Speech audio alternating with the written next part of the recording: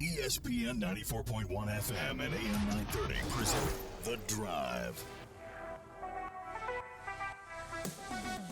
It is Friday, December 12th. Your drive begins now on ESPN 94.1 and AM 930. I'm your host, Paul Swann. We're getting you set for the weekend, and we're going to do that with our text line opening up just now, 304-396-TALK, 304-396-8255. It is brought to you by Clark's Pump and Shop. Looking forward to hearing from you this hour. Tomorrow, we're going to be over at the Cam Henderson Center getting set for Marshall and Wright State. I'm looking forward to this one. Going to be exciting. I think the Herd's got the edge in this one here. Marshall comes in at 6-4, Wright State 5-5. Marshall's favored as the home team coming into this one, so should be a fun one. Of course, if I get a performance anything like the one we saw against Western Kentucky on Wednesday with that 77-61 victory, we're going to be fine. It's going to be a good game. Jalen Spear, can he put up another 20-plus point game? Can we see maybe double-digit blocks eventually from Matt Van Komen? I'd like to get to that point. I know I'm flirting with history here, but I'd like to see him at least start getting into that Hassan Whiteside range of, hey, anything that goes up comes down. I know he doesn't have the record anymore, only because the record was set in 1 year before it was broken, but Hassan Whiteside, obviously the best shot blocker in the history of Herd basketball, and I would love to see Matt Van Komen just flirt a little bit with that. But whimsy aside, let's get the show going. 304-396-TALK. Again, 304-396-8255. How about the ladies last night? Marshall got the job done against Davis and Elkins, and I'm not surprised by this score. 105-40 at the Cam Henderson Center last night. Obviously, the Herd favored in that one, got it going early and often, no problem there. Herd now 8-3. Next up, this should be a challenging one. Marshall's going to be playing EKU. It's a neutral site game. It's going to be at Transylvania University. That'll be ahead of Sunbelt play. Obviously, you want to get that final win and get that final confidence boost before you head into league play. So that's coming up. But before that, we have mentioned we've got the game against Wright State, and that will be, I think, a key contest for the Thundering Herd. Can you follow up a good win against a team like Western Kentucky with another good win? That's going to be the big question for me. Is that possible? Give me two in a row now. Give me back-to-back good performances and show me that first game that you played at the Henderson Center on Wednesday was not a fluke, to be fair, or you just got tired of Coach riding you hard and you took it out on Western. No, I want to see if the Herd can actually maintain that kind of energy against Wright State. And I want to see more Landon Joseph. I mean, Komen and Joseph both with double-doubles in the game. Joseph had 10 points and 10 rebounds. You know, Komen had 12 points and 13 rebounds. I want to see both those guys. Double-doubles? Absolutely. I'm all for that. But Joseph looked good out there. Several players look good. As we mentioned, Spear, he's averaging now 14 points a contest, and he is facilitating the ball well. He leads the Sun Belt in assists per game at almost 6 at 5.7. So there's some positives to take away from that game on Wednesday, and Wright State is, I think, a good challenge coming out of the Horizon League. 40th in the country as far as allowing just 66 points a game. They're a good team. Forget that 5-5 mark. They're a good team. They're shooting almost 50% from the field. That is 44th in the nation. So this is going to be a challenge for the Thundering Herd. We'll see how the Herd responds. And, of course, we're going to be over at the Cam Henderson Center. We go on the air at 3 o'clock tomorrow.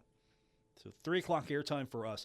It's going to be a 4 o'clock tip for those of you heading into Huntington or heading in to the Cam Henderson Center. Get your radios going early as you drive in. We'll take you all the way up to tip time, getting you started at 3.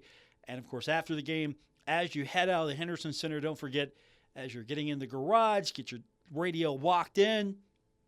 Post-game will come up after the broadcast. We will have, hopefully, comments from the victorious head coach, Cornelius Jackson players as well, and we'll get your comments and your texts. And again, that same number we'll use, 304-396-TALK. So get that programmed in your phone now. If you don't already, just go ahead, program it in so that way you can text right away or whenever. We get people sometimes that'll text us during games. Just as a stream of consciousness will text us. And I can use some of it, not all of it, but hey, that's all right. You want to text that in, go ahead. We actually read everything that comes in. So that's where we're at right now. We're going to hear from you when we continue also. A lot of things going on today. We're going to get you caught up in all of that when we return on this edition of The Drive on ESPN 94.1 and AM 930.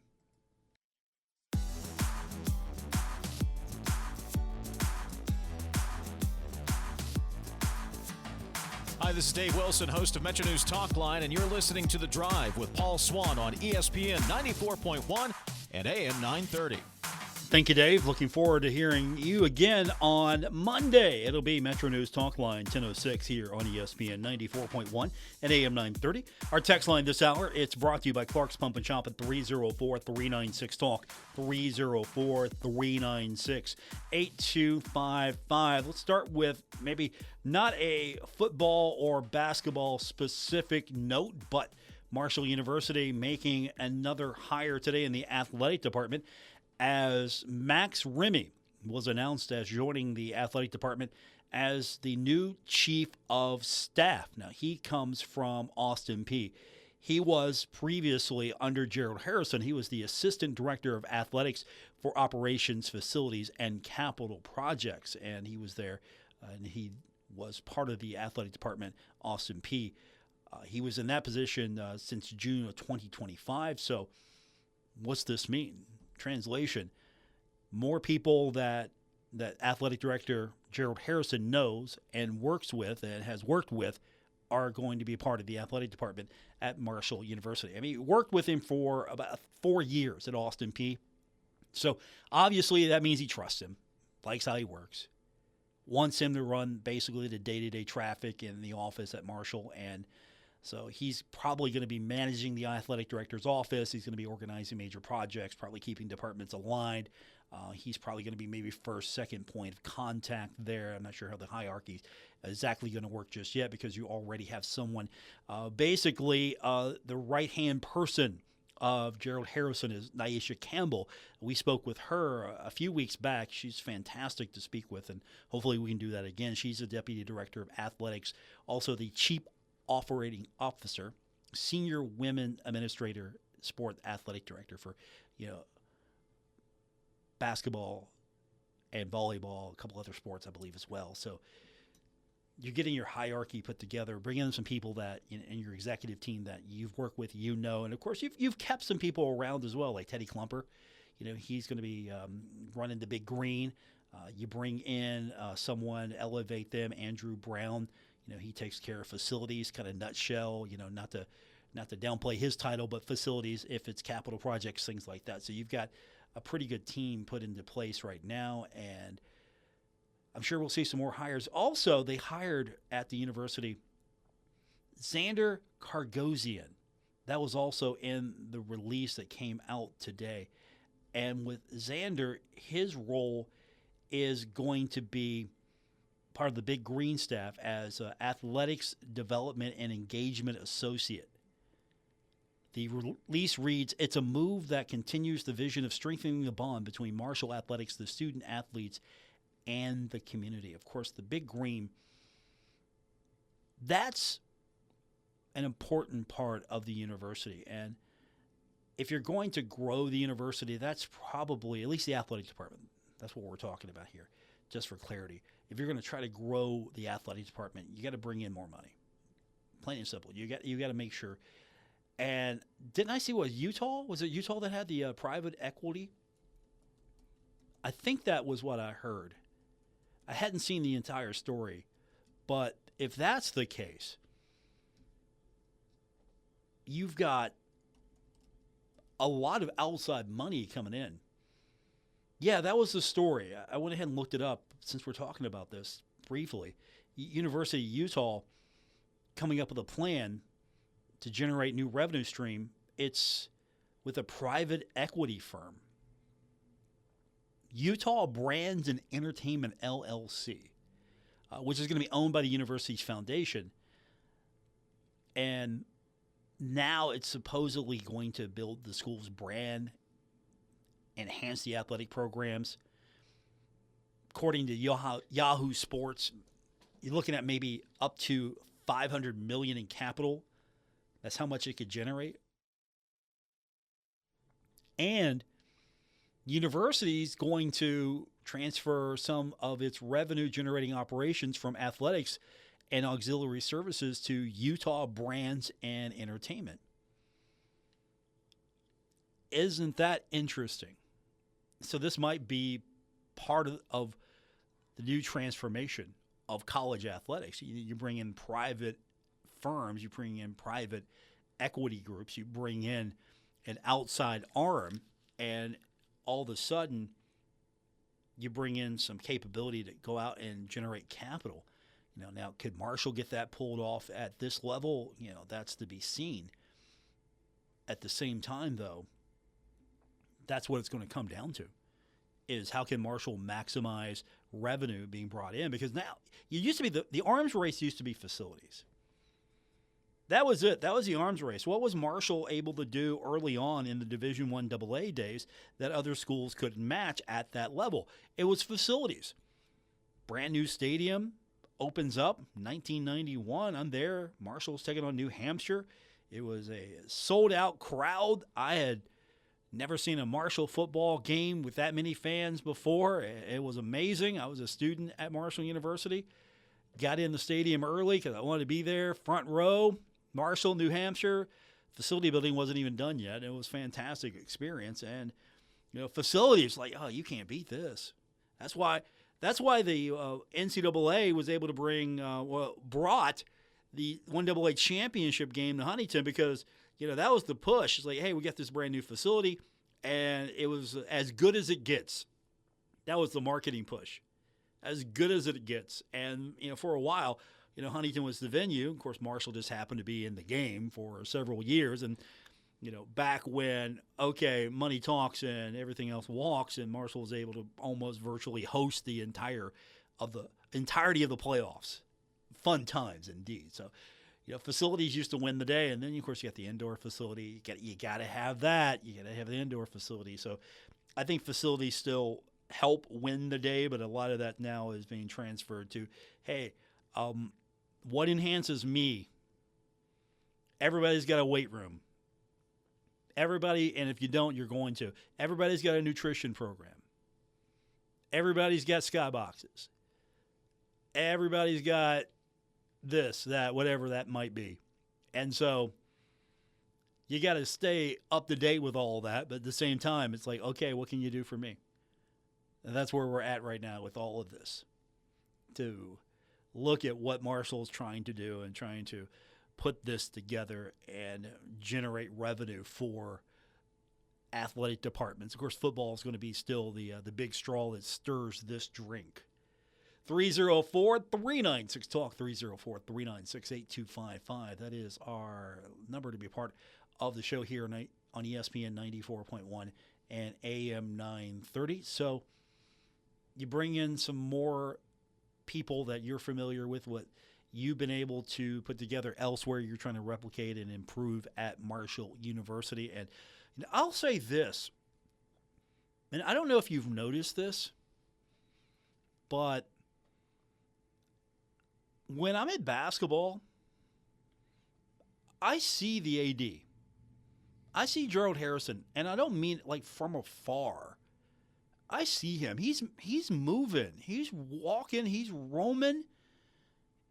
It's not like he's just sitting, he's not sitting courtside just enjoying the game like, yeah, what's up? I'm the athletic director.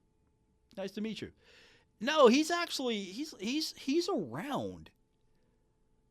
It's like I don't want to say he's on patrol, but he's around. It's like, okay, what's the lay of the land today? Have you noticed that? Maybe it's just me, but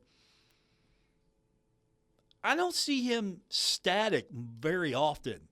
He's in motion. Same thing with football. I'm seeing him it's early. We're setting up. We're doing our show from the area right in front of the M Club Pavilion, and he's got the cart. He's on patrol. He's getting the lay of the land. Like, okay, what's going on today here? We're out on patrol at Marshall University, and that is, to me, that's cool because he's seeing what's going on. He's not just waiting for someone to radio him or text him like, hey, no. Like, he's putting eyes on it. Like, okay, let me see what's going on the West Lot today. Let's going on in the arena today. Let me walk around. Let me patrol. Let me go see what's up. Let me go to the concession stand and see what that's about. How long does it take to get me a Thunder Burger? I don't know what the menu is. I'm sorry. They take good care of us, media. And craft services at Marshall University. They took good care of us the other day. So I haven't been up to the concession stand in a while. I haven't seen the new offerings. That's probably a Ryan Crisp conversation here in the near future as far as upgrades to concessions, as we always talk to him or someone from marketing every single week. Ryan, of course, the Associate Athletics Director, Ticket Sales and Fan Engagement. Our text line, 304-396-TALK, 304-396-8255. Hopefully, we'll get Max Remy on. He can tell us a little bit more about his job and what does it mean to be Marshall Athletics Chief of Staff and what it was like to work for Gerald Harrison, and then what's it going to be like working for Gerald Harrison at Marshall University. What are some of the initiatives that the university are looking to bring to bear? What are some of those operations he's going to be taking charge of, and what the future might hold for him and Marshall University during his tenure? 304-396-TALK, 304-396-8255. Thanks for making this a part of your Friday on ESPN 94.1 and AM 930.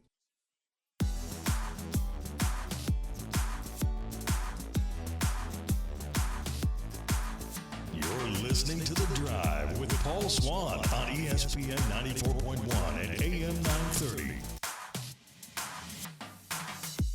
We continue on with this edition of Your Drive on ESPN 94.1 and AM 930. Our text line brought to you by Clark's Pump and Shop. We do that at 304-396-TALK, 304-396-8255.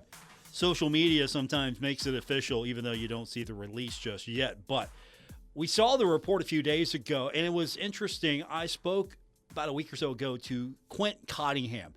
He was the general manager of Marshall football. So I spoke with him, I think it was like a week from Wednesday, and it was a great conversation. And then Football Scoop comes out with a report, which has since been proven true, that Marshall was bringing in Alex Jones as the general manager of Tony Gibson's football team. So he was, according to the report at the time, set to replace Quint Cottingham, who followed Gibson. They were at North Carolina State together. But he is going to, according to the report, and again, this is from Football Scoop, he's basically going on and doing other things. Yeah, he is. He's leaving college and he's going to be focusing on the private sector. So there's nothing nefarious or there's nothing going on here other than, okay, he's making a transition. He made that decision. If you want to go back and listen to the interview, it was really interesting, and I enjoyed talking to him for the brief time we had a chance to. But it's available on our podcast. That's on Apple Podcasts, Spotify, or wherever you get your podcasts. But Alex Jones posting a few hours ago on X that he is, quote, "I'm home. Thank you to Coach Gibson for this opportunity to be the new general manager for Herd Football. Excited to get to work." So a little bit more of a change in the staff at Marshall University. So hopefully we can bring him on the program sometime in the near future. Looking forward to meeting him and being that, we get somebody usually new every week from our Wednesday conversations. I'm hoping that Alex is up next on the schedule. So we'll we'll aim for that. But until then, we'll get your text in 304-396-TALK, 304-396-8255. That is our number to be a part of today's show here on ESPN 94.1 and AM 930. So what do we know about Alex Jones? What's the scoop on him? He was at Arkansas State. E1 Swann. So he was at Arkansas State. And quick research, quick Googling, no relation to Butch Jones, right? A lot of people are thinking, hey, he's related to Butch Jones. No, that's not the case. And he was Arkansas State's player personnel director. So he's moving on to be the general manager of Marshall football. He also has some experience at Virginia Tech. He was there for a couple of seasons as well. So he actually, if you go by the reports, he actually was more of a general manager type also for Arkansas State. So it's not a new role for him. He's not going to be hitting the ground learning the role. And Arkansas State's all right. They're all right. That's not a bad program. Especially with under Butch Jones, that's actually not a bad program. So I would not be surprised if you bring someone in from under a Butch Jones program and at Marshall University probably would thrive and probably would be able to elevate the program even further from that position. I mean, I think Arkansas State has a lot of potential as a program there. You come into Marshall, and, of course, the expectations, I'm going to be quite honest with you, not knowing much about Arkansas State, but I would put Marshall's expectations over those of Arkansas State any day of the week. Again, not a slight towards Arkansas State whatsoever, but I still think that Arkansas State may be a program that is full of some potential in the Sun Belt, but Marshall, the expectations are there already. And if you have a season like 5-7, the fans will give you a pass.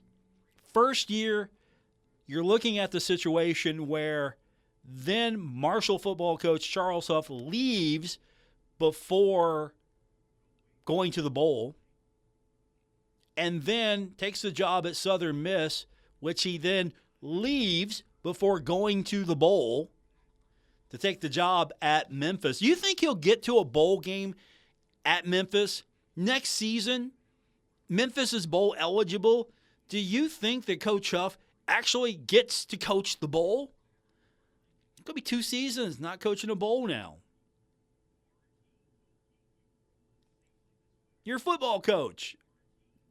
I get it. You got to make the transition. You got to move on quickly. But still, you leave Marshall, completely miss the bowl, and then you go to Southern Miss. You get them bowl eligible. Congratulations on that job. And then you leave again. Now you're at Memphis. So that's the Vegas number right now. What's the Vegas odds on Coach Charles Huff being at Memphis long enough to coach the bowl if they become eligible? 304-396-TALK is our text line. 304-396-8255 on our Friday edition of the show. Texter writes in and says, Paul, if Coach Huff would have just waited a few more days, he could be the new head coach of Michigan. I appreciate the text. Hey, that does remind me, former Michigan coach Sherrone Moore charged today with felony home invasion, stalking, and breaking and entering after being fired for what was described as an inappropriate relationship with a staffer. The prosecutor said that Moore threatened the victim with knives and scissors after their relationship ended. I don't have the exact transcript in front of me, but it was pretty much implied that Moore was just going to kill himself and watch, make the girl watch, because he was saying something to the effect that, you ruined my life. And honestly, at this point, I hope he gets help. To be quite fair, I don't want to dunk on this guy, and I'm not going to, but I don't want to put myself in a position where we're dunking on a guy who obviously has it all breaking down after the last few days. And if that's the case, allegedly going in and, pulling knives out, butter knives, threatening to kill himself, said something to the effect that, my blood is on your hands. I understand that you are on top of the world as the head coach of the Michigan Wolverines, and it just started to tumble further. So I hope that he gets help. If that wasn't just for show, I hope that he is truly in a place right now where he is going to receive help, counseling, and this man can honestly find some peace, because the threat to kill yourself, and I get it, it's a job. It's a really prestigious job. It's a great job. You're going to be the head coach of a Big Ten program like Michigan, and you did something you shouldn't have done. You had a inappropriate relationship. Okay. Not a good look.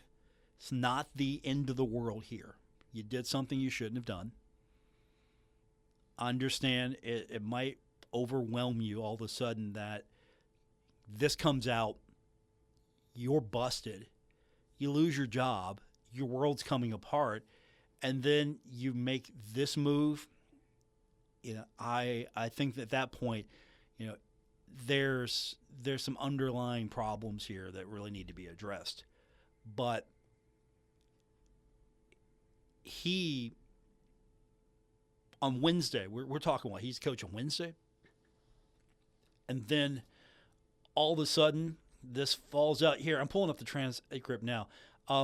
Prosecutors said that Moore forced entry into the woman staff member's apartment and said, "I'm going to kill myself. I'm going to make you watch. My blood is on your hands. You ruined my life."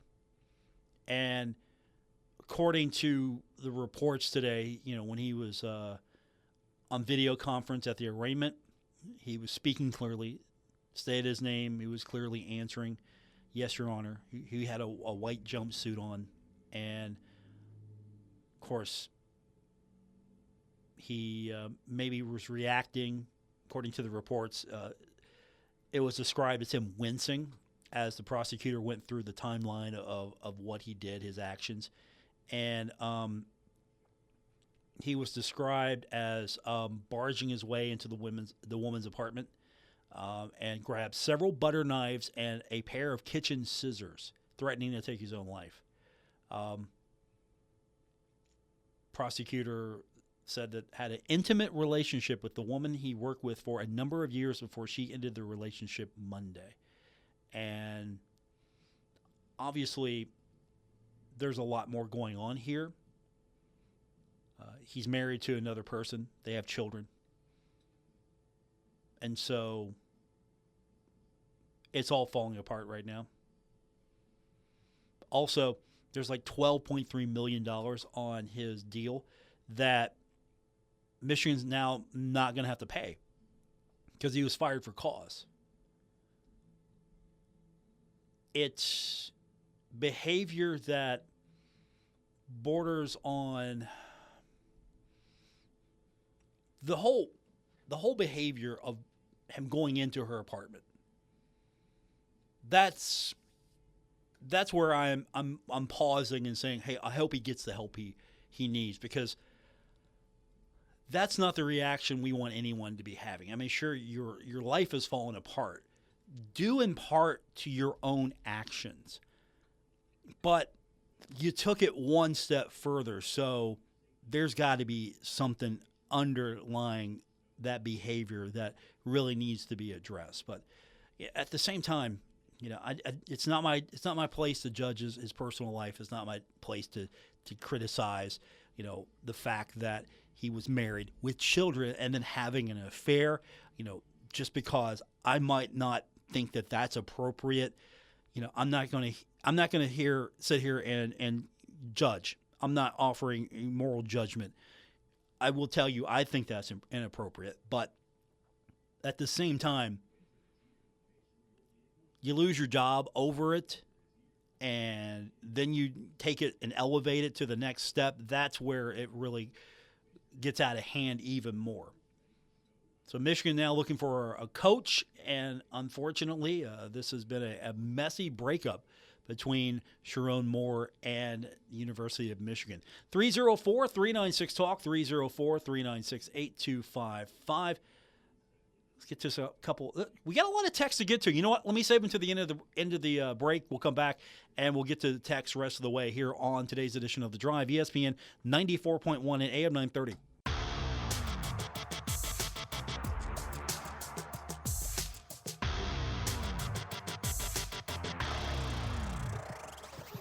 This is The Drive on ESPN 94.1 and AM 930.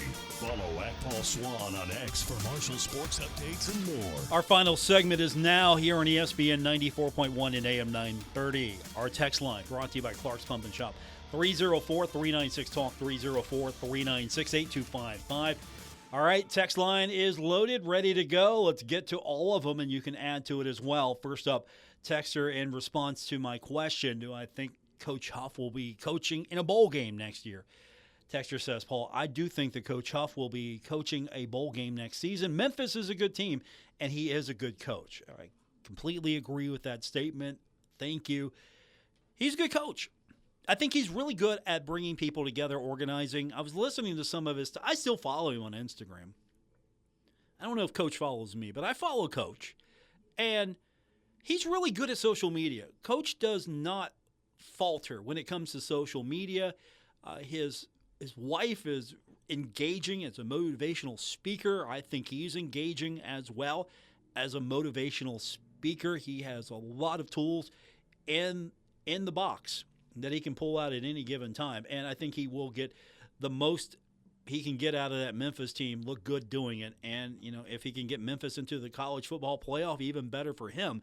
And he has those aspirations. I do give him a lot of credit. And honestly, I hate the fact that it just went the way it did for him at Marshall University. I'm happy that Coach Gibson's here now. He's the head coach, and I'm on board completely there.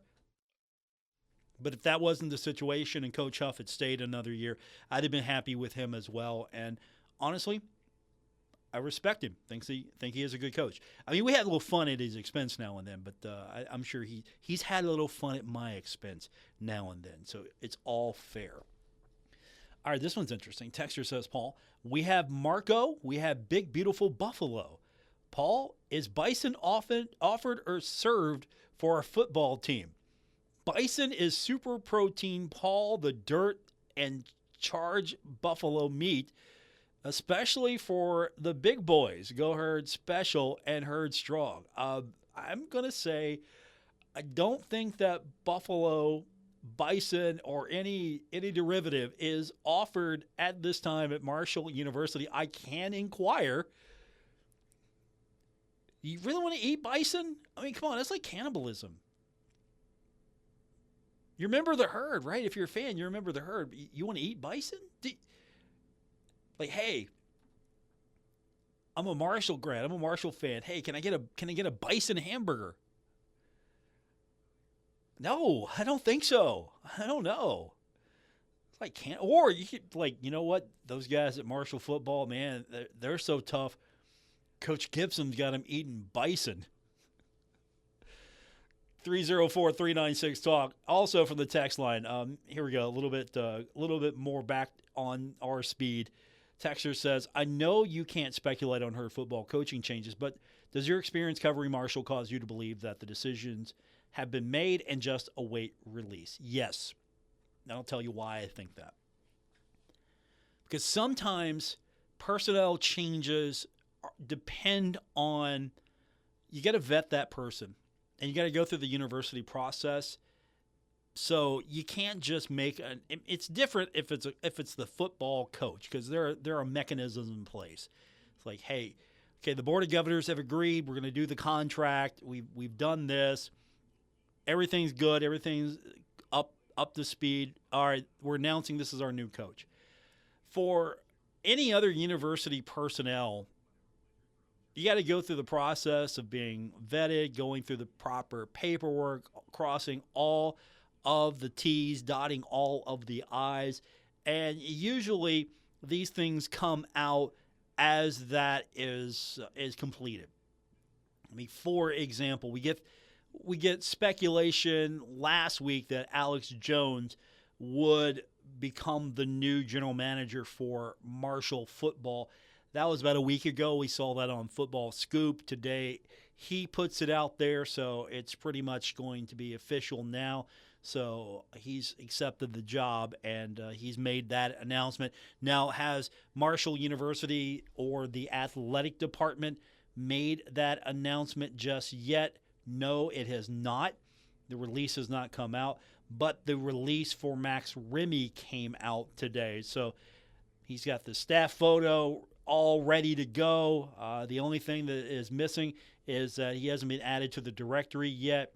Also announced in that release was Xander Kargosian. He's on the staff directory now.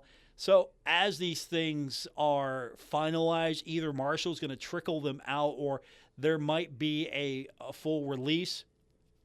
Here's the new additions to Marshall football for the upcoming season. That's what's happened in the past. So I don't think that the Marshall's just been idly sitting by. And also, there are coaches probably that are out there that are going to take the position, but they're right now currently engaged with their football team in bowl preparation. So it could be a situation where they've engaged someone, they're going to take the job, but first they have to finish out their obligation at their current institution.